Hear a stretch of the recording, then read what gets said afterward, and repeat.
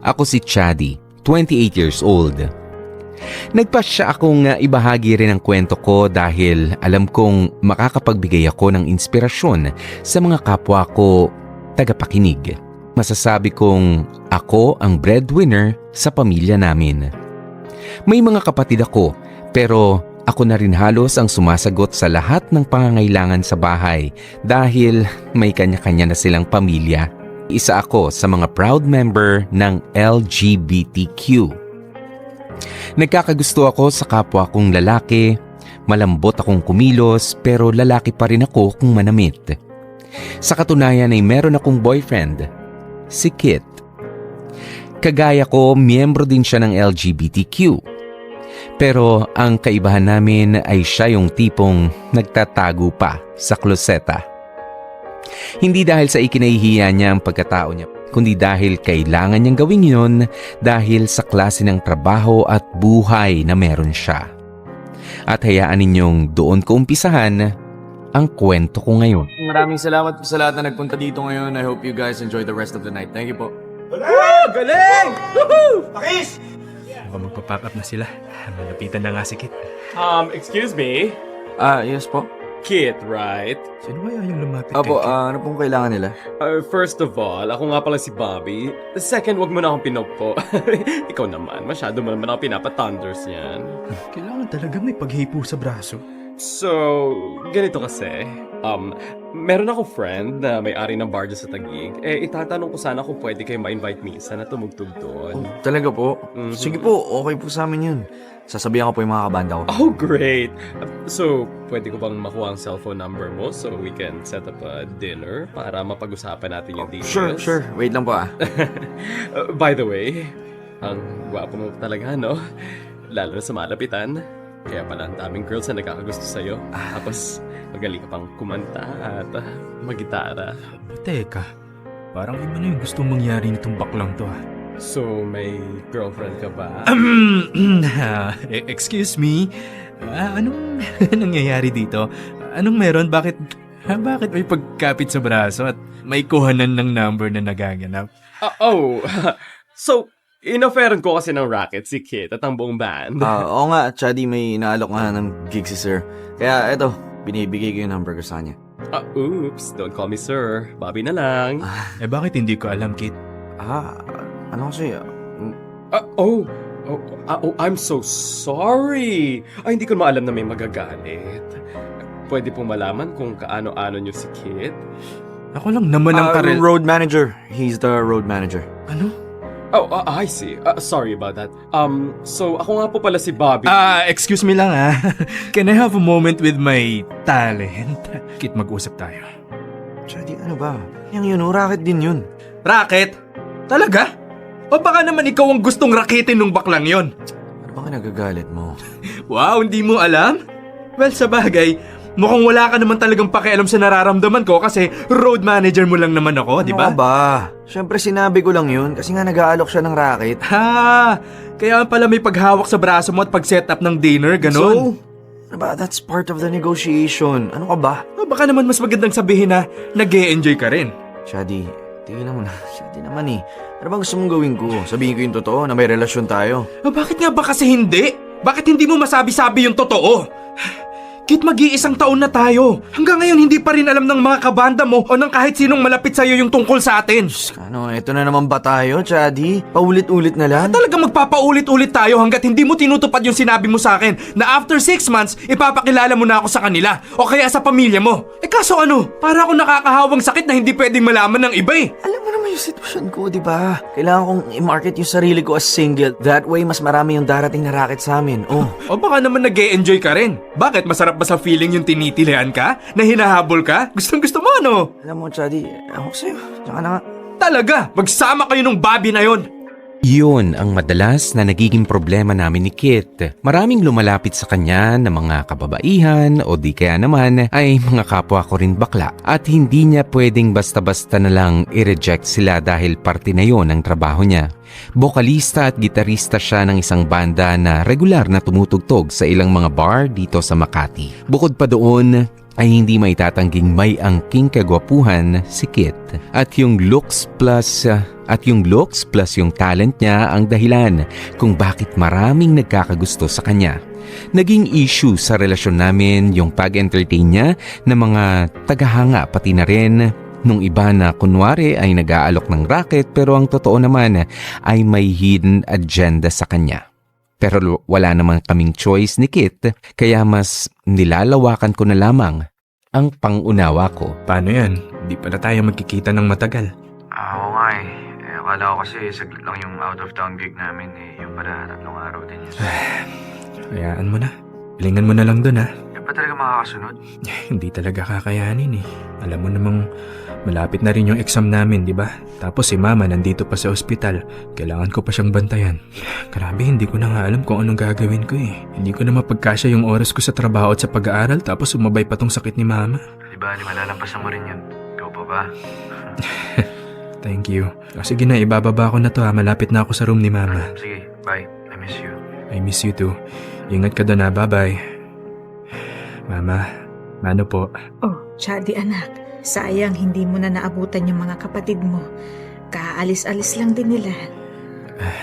Ganun po ba?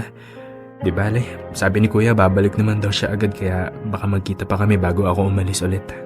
Aalis ka rin agad? Mag-i-stay muna ako dito ng saglit. Dito na po ako magre-review para sa exam tapos dadaan na lang ako sa apartment mamaya para maligo. Ay, anak, alagaan mo yung katawan mo, ha? Baka masyado mo nang inaabuso ang kalusugan mo. Ayoko namang magaya ka sa akin na nakaratay na lang dito ngayon. Hindi yan, ma. Kayang-kaya ko pa naman eh. At saka, ngayon lang naman to. Kapag nakagraduate na ako, mas magkakaroon na ako ng time para sa sarili ko. At saka, para sa inyo na rin. Yung pag-aaral pa talaga yung dahilan kaya wala kang time sa akin. Parang hindi naman eh. Po, bakit nyo naman po naisip yan? Kasi, dati naman na pagsasabay mo yung pagtatrabaho at pag-aaral. Pero hindi mo naman ako nakakalimutang bisitahin. Pero nitong mga nakaraan napansin ko, hindi ka na yata masyadong nakakadaan. Ano lang ma, nagkataon lang talaga na mas busy ngayon kasi malapit na akong graduate. Ay sana nga yun lang talaga ang dahilan. Ay, kaso pakiramdam ko parang hindi eh. Parang may iba nang umaagaw ng atensyon mo sa akin, sa amin ng mga kapatid mo. Hindi naman sa ganun ma, talagang madami lang po talagang iniintindi ngayon. Hayaan niyo po, kapag nairaos ko lahat ng to, babawi po ako sa inyo. Anak, mamin ka nga sa akin. May nobya ka na ba? Ha? Ano, mama naman eh. Ba't naman biglang ganyan yung tanong niyo? Ayos lang naman kung meron. Okay lang na gawin mong inspirasyon yan, lalo ngayong pinagsasabay mo ang pag-aaral at trabaho. Kaya lang, ang hiling ko lang sa'yo anak, sana hindi yan makasira sa focus mo. At saka sana hindi mo pa rin makakalimutan. Alam mo namang ikaw ang inaasahan ko, diba? Lalo't may kanya-kanyang pamilya na yung mga kapatid mo. Opo ma, promise po, hindi ko kayo pababayaan. Diyos ko, ang tagal namang sumagot ni Kate. Ano kaya nangyari dun? Hello? Hello, Mi. Ano nangyari? Ano yung nakita kong post ng kabanda mo na get well soon? Ano, may sakit ka ba? Hindi, sinugod nila ako sa ospital. Ano? Bakit hindi mo sinabi sa akin? Sana tinawagan o tinext mo man lang ako. Hinintay mo pa ako mag-alala eh. Sinugod nga nila ako sa ospital, di ba? Paano akong makakapag-cellphone? Ikaw talaga. Kaya na mag-alala, okay na ako. Nakabalik na kami sa transient house na pinagstayan namin. Kumusta naman yung findings sa'yo? Bumaba lang daw yung potassium ko sa katawan kaya kailangan ko muna magpahinga. Si David muna yung magli-lead vocal sa mga gig dito. Buti na pakiusapan mo sila. Kaso, wala nga lang akong TF. Wala akong kikitain. Hayaan mo na yon. Ang importante, magpagaling ka muna. Saka mo na isipin yung TF-TF na yan. Kailangan ko rin kasi ng pera eh. Dami kasing nireseta na gamot ng doktor. Tapos kailangan ng follow-up check-up. Ha? O sige, ako na munang bahala sa mga gamot mo. Pero bakit may follow-up check-up? Ano, may mas malala ka bang sakit? Hindi ko pa alam. Depende pa sa magiging findings. Pero baka daw i-refer ako sa endocrinologist. Ganon? sa posible pala na may mas malalang dahilan yung nararamdaman mo? Yun ang nga yung kinakatakot ko eh. Hindi ko alam ang gagawin ko pag nagkataon. Alam mo naman na dito lang ako kumukuha ng income sa pagbabanda ko, diba? Siyempre pag nawala itong nararamdaman ko, hindi na ako makakasama sa mga gig. Malaki rin yung mga wala sa akin. Huwag mo muna isipin yun. Ang importante, magpagaling ka dyan. Pag uwi mo dito, magpapacheck up tayo agad. Aagapan natin yung sakit mo para hindi na lumala, okay? Di ba nakakaya na masyado na sa'yo? Halos lahat na ako sa'yo kasi inaasa. Ano ka ba? Para saan pat naging magkarelasyon tayo kung hindi kita tutulungan, di ba? Tandaan mo, kung ano man yung problema mo, problema ko na rin. Hanggat may maitutulong ako, tutulong ako. Sabay nating haharapin lahat. Tinulungan ko siya sa pagpapagamot habang wala siyang kinikita dahil kailangan niya munang magpahinga sa pagbabanda. Ako ang bumili ng mga kailangan niyang gamot. Sinasamahan at inaalagaan ko rin siya sa mga panahong kailangan niyang magpahinga. Kusa kong ginawa ang lahat ng yun dahil mahal ko si Kit at nagmamalasakit ako sa kanya. At masaya ako sa lahat ng pabor na ginagawa ko para sa kanya kahit na nahihirapan na rin ako. Pinagsasabay ko kasi noon ang pagtatrabaho at ang pagtapos ng kurso ko sa college. Hinaya ko ang mga sakripisyo at pagod dahil sa pagmamahal ko kay Kit. Ang kaso nga lang ay unti-unti na rin itong nakaapekto sa oras na naibibigay ko naman sa pamilya ko. Lalo na nga kay mama na noon ay may iniinda ring sakit. Huwag kayong mag-alala, ma. Dadaan po ako dyan bukas, ha? Na, kung may trabaho ka pa, magpahinga ka na lang. Okay na ako. Inasikaso naman ako ng kuya. Ma, huwag na pong mapilit. Sige na po at nandito na ako sa tapat ng apartment ko. O sige, babay na. Bye po. Diyos ko po naman, ano ba itong nangyayari sa amin? Mukhang imbis na gumaling eh. Palala pa ng palala yung sakit ni mama. Oh, Mi, ba't ngayon ka lang dumawa pa sa trabaho? Oo eh. Matamlay ka, may sakit ka? Wala. Pagod lang to. Kaya ko pa. Teka, nasa na ba yung laptop ko? Ay, nako, pagod ka tapos unahin mo yung laptop na yan. Kailangan eh. Oh, sige. Pagtitimpla na lang muna kita ng kape para ma-relax ka na lang. Salamat.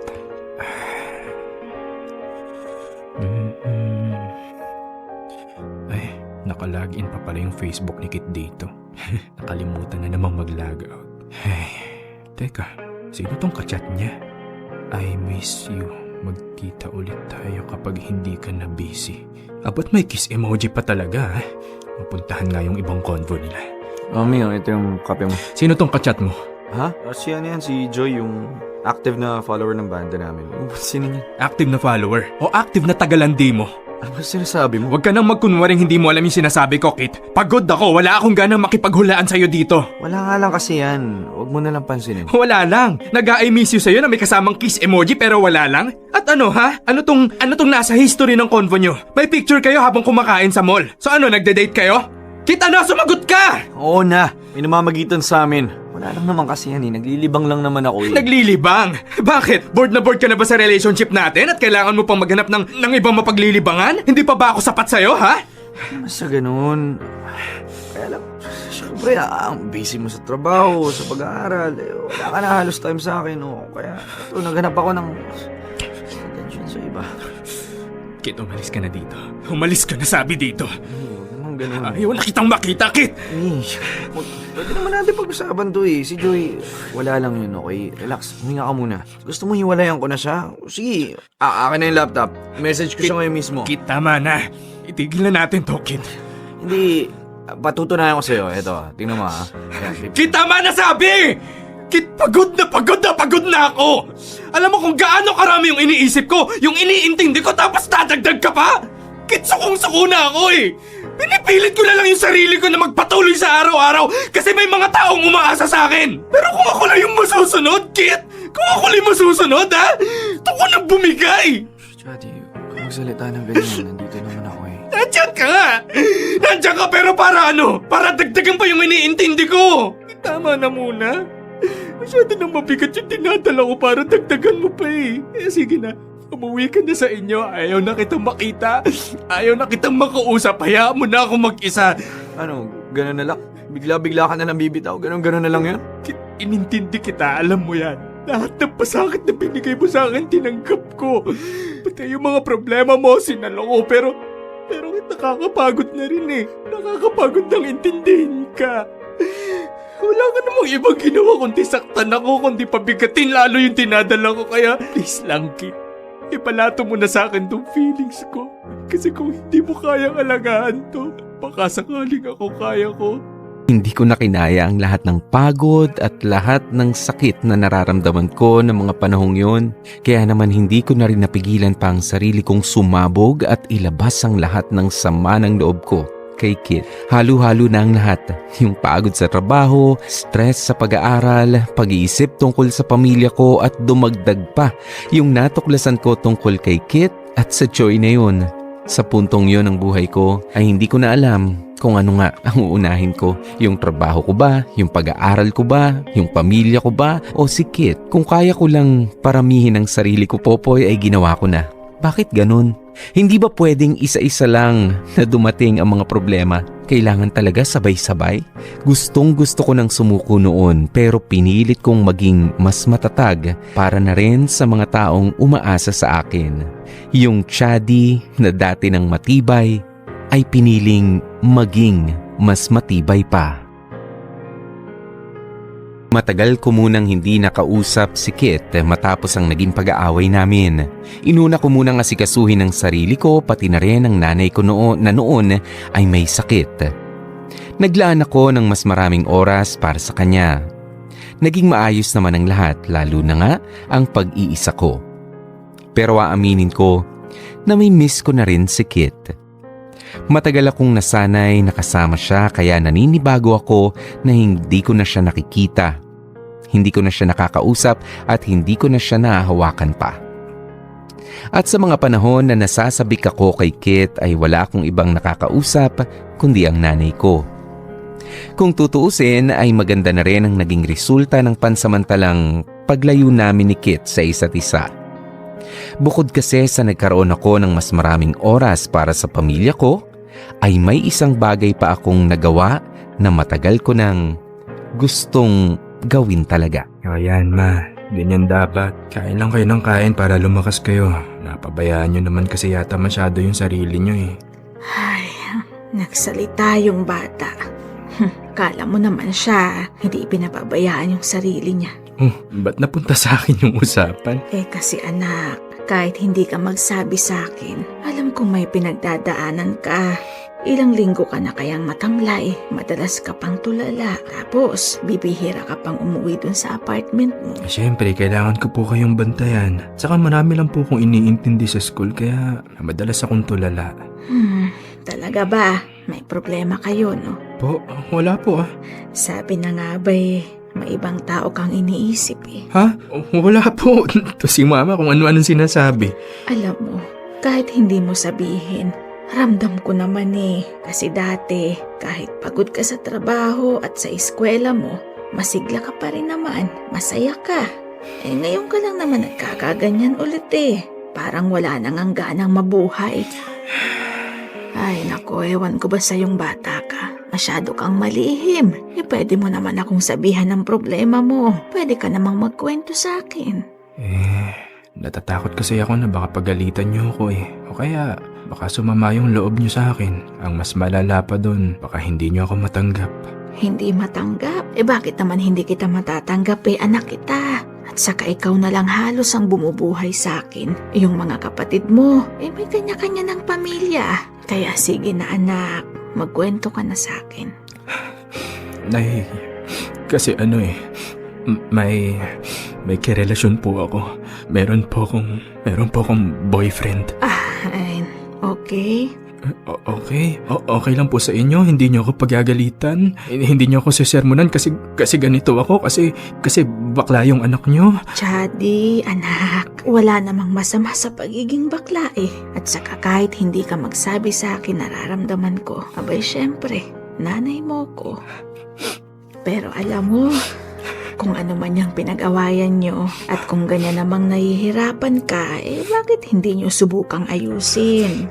Ewan ko ma, parang hindi ko pa kaya sa ngayon eh. May bisita yata. Tingnan mo nga anak kung sino. Sige po. Hi, Chadi. Ay, good evening po. Napadaan po kayo. Pasok po muna kayo. Hindi na, iaabot ko lang to eh. May dumating kasing package kanina para sa'yo. Parang walang tao kanina dyan sa bahay nyo, kaya ako muna yung nag-receive. Oo nga po. Kakauwi lang kasi namin ni Mama galing ospital eh. Ay, ganun ba? Opo. Sige, mauna na ako ha. Sige po. Salamat po Wala yon. Ano kaya to? Matignan na nga lang sa loob. Galing kay Kit? Saan kaya to?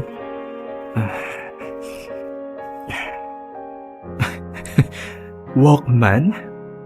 At may kaset pa talagang kasama. Ano kayang meron dito? Hello, Mi. Kumusta na? Sinusubukan kitang puntahan sa apartment mo para sana kausapin ka kaso lagi kang wala eh.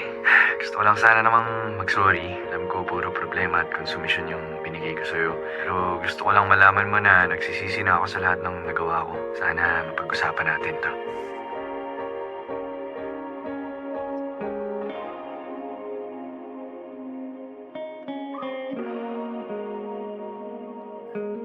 Sorry na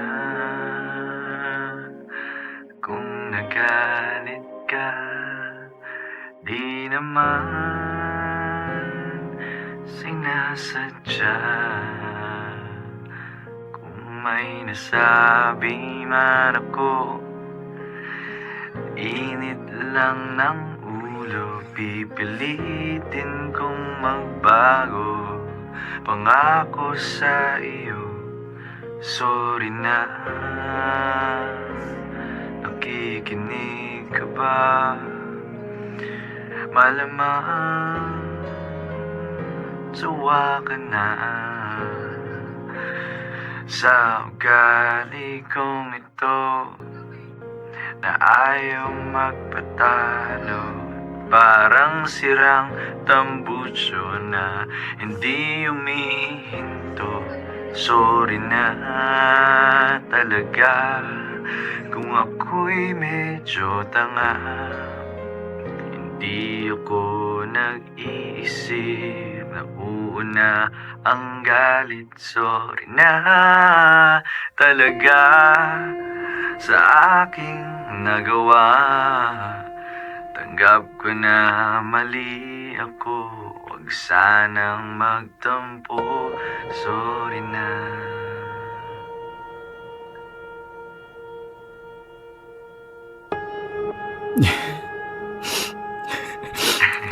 Sikit talaga Kahit kailan, palagi na lang akong pinapaiyak. Teka, nasa na ba yung cellphone ko at nang matawagan nga? Ha? Cannot be reached? Bakit kaya? Baka nasa gig yun. Ma, lalabas lang ako saglit O saan ka naman pupunta? Basta, babalik din ako agad. O, paano guys? Kita-kits na lang bukas sa rehearsal Okay, bye! See ya! Tights, man! Kit, Chadi, kanina ka pa? sakto lang para mapanood yung last set nyo. May pupuntahan Pwede ka ka bang ba? makausap? sorry. Chadi, alam ko, hindi ako naging mabuting karelasyon sa'yo. Dami kong atraso. Pero gusto ko lang malaman mo na sobrang pinagsisihan ko lahat ng yan. Gusto kong bumawi sa'yo. Sana mapatawad mo ako. Paano namang hindi kita mapapatawad dinaan mo na ako sa pa-walkman mo. At talagang kumanta ka pa Kulang pa nga yun para humingi talaga ng tawad sa lahat ng atraso ko Well, mapag-uusapan naman natin yan. Yan. Maaga pa naman, may alam akong coffee shop na bukas pa. Yun kung willing kang ilibre ako. Ay, madali ako kausap. Siyempre naman, tara? Tara. Noong sinabi ko kay Kit na wala siyang ibang ginawa kundi ang saktan at pabigatin ang nararamdaman ko, hindi yun totoo. Nasabi ko lang yun dala ng sama ng loob dahil ang totoo ay hindi siya nagsawa sa pagpaparamdam sa akin na mahalaga ako sa kanya. Sa tuwing nakikita niyang pagod ako sa school at sa trabaho ay palagi niya akong kinukumusta. Kino-comfort niya ako sa pamamagitan ng pagkanta ng mga paborito kong awitin. Niyayaya niya akong kumain sa labas kahit na sandali lang para bigyan ako ng break sa lahat ng problema sa mundo. Sa madaling salita, naramdaman kong Mahal ako ni Kit. Naghalo-halo lang talaga ang stress at pagod. Kaya hindi ko namalayan na nakapagbitaw na ako ng mga salitang hindi ko naman talaga gustong sabihin sa kanya. Matapos ang ilang buwan ay kinuha na rin ng Diyos sa amin si nanay. Pero masaya na rin ako dahil bago naman siya na maalam ay naikwento ko sa kanya ang totoong nangyayari sa buhay ko. Magaan ang loob ko dahil kasama ko siya sa mga huling sandali ng buhay niya. Isa na nga lang ang problema. Hindi pa namin nasasabi sa pamilya ni Kit kung ano talaga siya at kung anumang tungkol sa relasyon naming dalawa. Hanggang sa binulabog kami ng isang malaking pagsubok. Ano ba naman yan? Pinapatunog ng tunog yung alarm. Ayaw pang bumangon itong isang to. Mi, gumising ka na. Maaga yung call time nyo, di ba? Uy, Mi, anong nangyayari sa'yo? Diyos ko, teka, paano ba to? Kit, ayos ka lang? Basang-basa ka na ng pawis, oh. Teka, ano ba itong nangyayari? Diyos ko, teka, ambulansya, tatawag ako ng ambulansya. Kit, sandali lang, ha. Itatakbo kita sa ospital. Diyos ko. Kit, buti naman nagising ka na. Pinag-alala mo ako dun, ha. Oo naman, napaka-OA mo. Kinumbulsyon lang ako eh. Anong kinumbulsyon lang? Hindi simpleng kumbulsyon lang yun, no? Bakit ano sabi ng doktor? Tsaka na natin pag-usapan. Ang mabuti pa, magpagaling ka muna dyan. Wala ka bang pasok ngayon? Huwag mo nang intindihin yun. Nakapagpaalam na ako sa boss ko. Absent ka na naman. Ang dami mo nang absent dahil sa Ay akin. nako, ang kulit. Huwag mo na nga sabing intindihin yun. Kit, anak. Ano nangyari sa'yo? Papa, anong ginagawa niyo rito? Para niyo po nalaman na nandito ako sa ospital. Kit, sorry ha. Hindi ko na kasi alam yung gagawin ko kanina eh. Kaya tinawagan ko yung papa mo. Kamusta bang pakiramdam mo, anak? Okay naman na po. Nagagalaw ko na po yung mga kamay at pa ako kahit papano. Bakit kasi hindi mo man lang sinabi sa amin na may nararamdaman ka pala? Sige po, maiwan ko po muna kayo para makapag-usap Teka. Saglit lang. Chadi, tama? Opo. Gusto kita makausap. Pa, Okay lang, Kit. So, ano po, doon po tayo sa labas? Sige. Pasensya na po kayo kung hindi nasabi ni Kit ng maaga yung tungkol sa nararamdaman niya. Ayaw niya po kasi kayong mag-alala eh, kaso hindi ko na alam kung ano yung gagawin ko kanina kaya tinawagan ko na po kayo. Wala yan. Tama lang yung ginawa mo. Siguro po yung tungkol sa amin ni Kit, ito na rin yung tamang oras para malaman ninyo. Matagal na pong may namamagitan sa... Ikaw yung tumutulong sa gamutan ng anak ko, di ba? Medyo po. Teka, alam niyo pong may iniinom na gamot si Kit? Oo. May naiwan siyang minsang resibo ng mga gamot sa kwarto niya sa bahay. Hindi ko lang siya natanong agad dahil bibihira naman siyang umuwi dala ng pagbabanda-banda niya ngayon. Okay po. Alam mo, Chadi, kung ano man yung meron kayo ng anak ko, nagpapasalamat ako sa iyo dahil hindi mo siya pinabayaan. Ikaw yung malalay sa kanya sa panang hindi pa siya handang magsabi sa akin. Wala pong ano man. Yung tungkol nga po pala sa amin, hindi ko po alam kung paano sisimulan eh. Ano ka ba? Ayos na yun. Kung ano man yun, nagkakaintindihan na tayo doon. Ang mahalaga sa akin ngayon, nasa maayos na yung kalagayan ng anak ko. At kung wala ka, hindi ko alam kung anong pwedeng mangyari sa kanya. Hindi niyo man lang po ba kami tatanungin? Hindi po kayo magagalit? Alam nyo, kayo mga kabataan, ang hilig nyong gumawa ng problema sa utak nyo. Pinangungunahan nyo masyado yung mga bagay-bagay. Sige, aminin ko. Bilang isang ama, gusto ko na nasa tamang landas yung anak ko. Hanggat maaari, ayoko may masasabi ang tao tungkol sa kanya. Pero hindi ko na naman pwedeng sabihin na nagkamali siya sa desisyon sa buhay niya. Kasi tingnan mo naman, nakatagpo siya ng taong hindi siya pinababayaan. Kaya naman salamat sa iyo, ha? Sana hindi ka magsawang alagaan yung anak ko. Basta ang pakiusap ko lang, wag na wag mong dadalhin sa hindi maganda sakit. Nagkakaintindihan ba tayo? Opo, makakaasa po kayo. Minsan talaga ay paglalaruan ka ng pagkakataon. Kung dati ay sabay-sabay na dumating ang mga problema, ngayon naman ay isa-isa nang naaayos ang lahat ng bagay na dati ay bumabagabag sa aking isipan. Nakapagkwento na nga ako sa nanay ko. Ngayon naman, sa hindi inaasahang pagkakataon ay nabigyan kami ni Kit ng chance para maging open sa pamilya niya. Hindi na namin napag-usapan ng masinsinan ang lahat tungkol sa relasyon namin ni Kit. Basta ang alam ko lang, ngayon ay hindi na namin kailangan pang magtago. Pinatuloy na rin ako ng pamilya niya sa bahay nila para mas mabigyan ko siya ng atensyon, lalo na nga sa tuwing sinusumpong si Kit ng sakit niya. Sa loob-loob ko tuloy mukhang napabuti pa yung pag-atake ng sakit ni Kit nung minsang nandun kami sa apartment ko. Yun kasi ang nagbigay sa akin ng pagkakataon para makaharap na ang pamilya niya. Parehong pamilya namin ni Kit ang tanggap kung sino at ano talaga kami. Nakapagtapos na rin ako sa college at na-promote na rin sa kumpanyang pinagtatrabahuhan ko.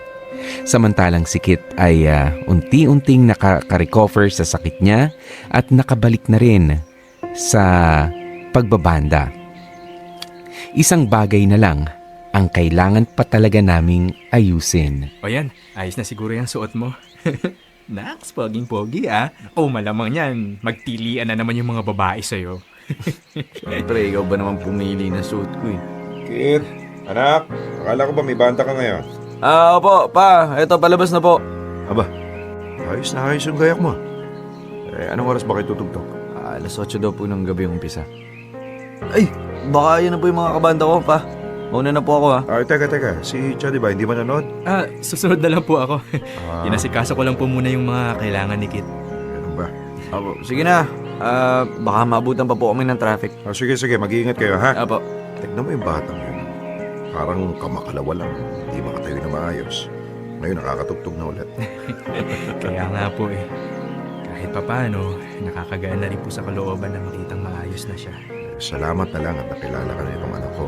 Kung ibang tao yan, malamang sa halip na tulungan at palagaan, baka sila pa yung magdala sana ako sa ikapapahamak niya.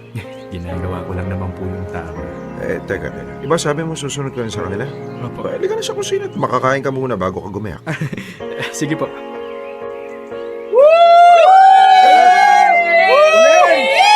Way to go, guys! And that's it for our last set for this evening. Maraming salamat po ulit sa lahat na nagpunta, nakisaya. Sana po nag-enjoy kayo. Thank you.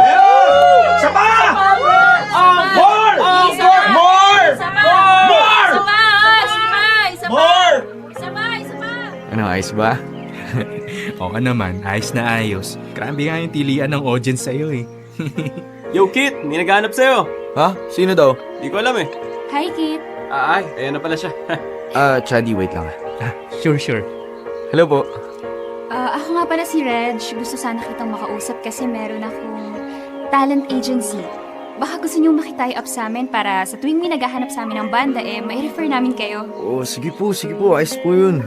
So, kukunin ko yung number mo para makapag-set up tayo ng dinner. Okay lang ba sa'yo? Opo, okay po. Ay, perfect. Sige, pakitype na lang dito sa phone ko. By the way, kailan ka free to have a dinner? Hindi pa po ako sure kung kailan pero papaalam ko po muna. Chadi, okay lang ba? Oo naman, sure. Oops. Sorry, I didn't know na may magagalit pala.